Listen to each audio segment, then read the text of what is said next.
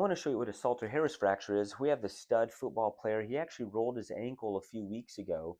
We initially thought it was a sprain, but he has open growth plates, and there's a growth plate right here on the distal end of the fibula. Here's the tibia, here's the talus. When you sprain your ankle, it's usually a ligament here called your ATFL. That's the most commonly injured ligament. But when you have an open growth plate, young kids are more prone to injure their growth plate here. If you injure the growth plate, we call that a Salter-Harris fracture. And we use this mnemonic Salter to kind of describe where the fracture is at. So I think of S. So the first one, S, is if you fracture it straight through the growth plate. Many times you can't even see it on x-ray, and that was his situation.